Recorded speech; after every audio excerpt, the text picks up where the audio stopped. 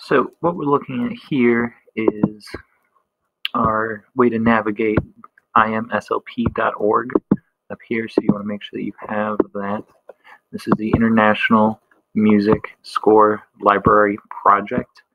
And this is kind of like a Wikipedia for music composers, more classical and kind of stuff.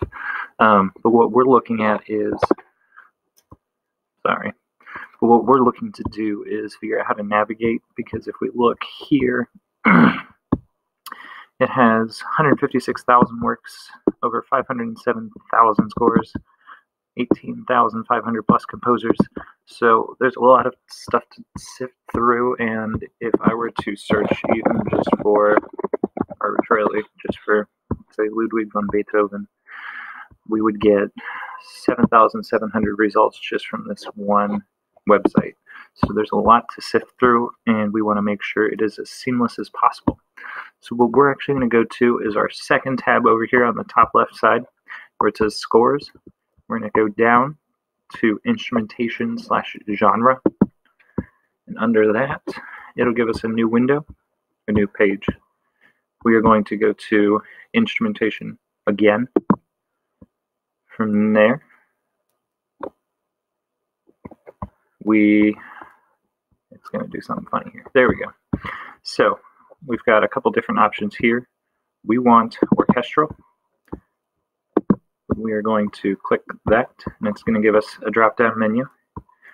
We want what we are. We are strings, which is string orchestra and strings, whatever they decide to call it.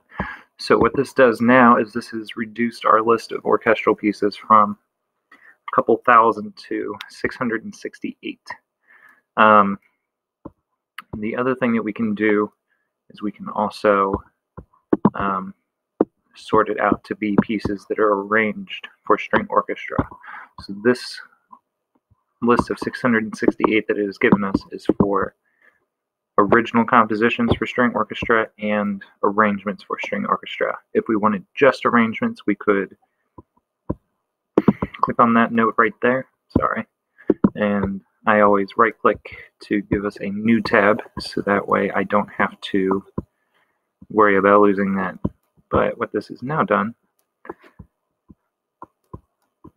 is it gives us 936 pieces total. Oh, so this first page was only original compositions. So there are more arranged pieces than there are original compositions. But I'm going to use our first page here for our originals as an example for us. So knowing a few of these pieces offhand, I'm just going to click on one down here. That's the Ares de Yucatan. So when we click on that, we still have a hyperlinked thing up here. Our name in parentheses is our composer, last name, first name. This is Jeff Manukian. He is a contemporary composer who lives in Chile, I believe, down in South America. But what we see here on our page, our first section is recordings. There are 2 recordings of this particular piece that we could listen to.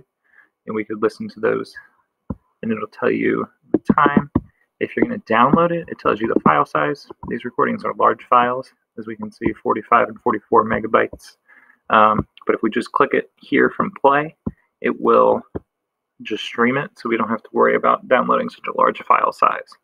It'll also tell you the ensemble and potentially who the conductor was. So Mr. Manukian was the conductor for both, but the first one is from Merida Chamber Orchestra, and the second one was from the Tucumán Orchestra in Argentina. So we have one from Mexico and one from Argentina here. So that's a nice difference.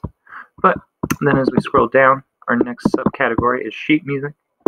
From there, we can see the complete score if we wanted to. I'm going to open that in a separate tab. We can see the complete parts.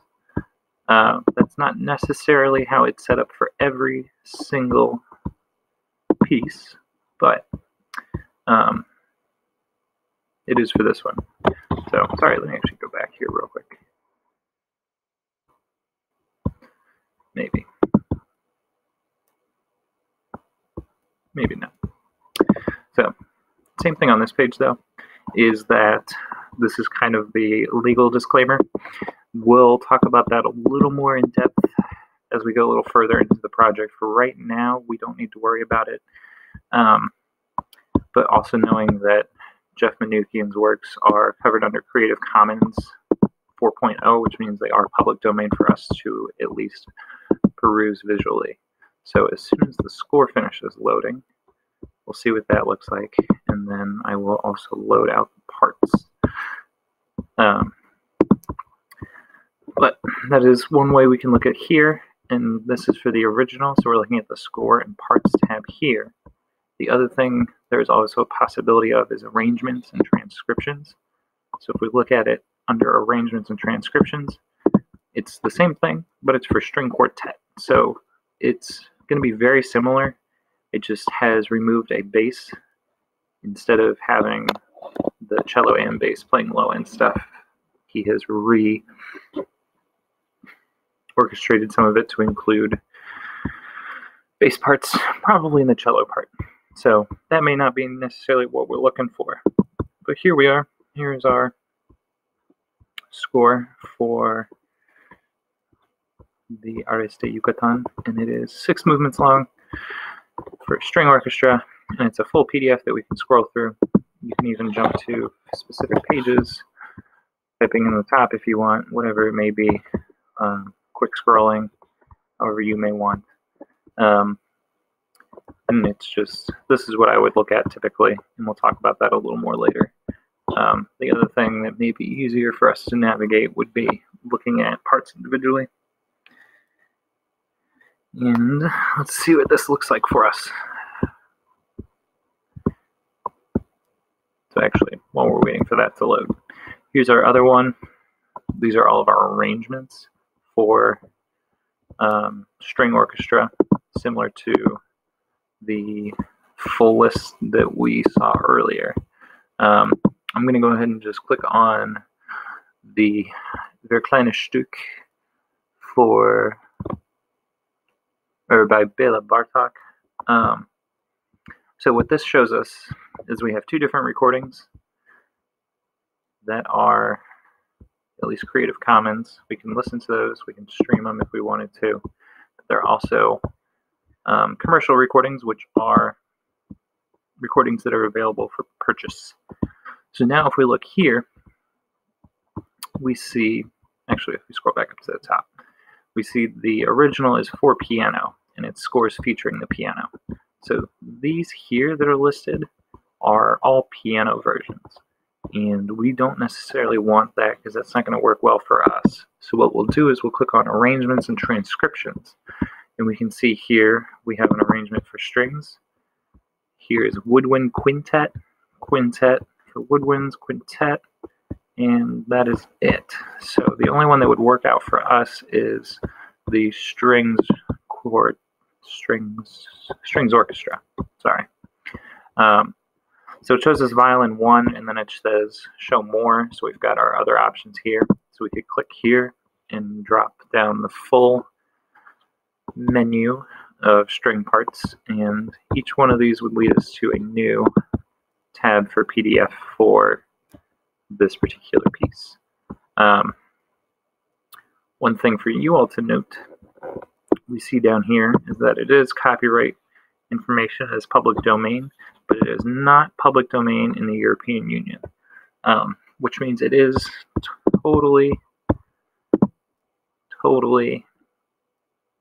legal for us to access this for performance purposes here in the United States. And what some of the pages will do is, instead of showing you that other page we looked at, is it'll give you a 15-second countdown window before it'll show us the page. And here we have our first violin part loading as well. But the big takeaway from this for IMSLP is that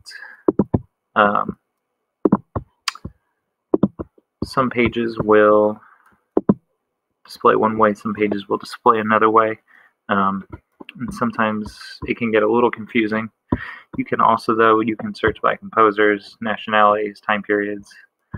There's a lot of cool things you can do here, and I'm going to dive into some more of that here a little further down the road. But this should give you a good start, and we'll see how things go.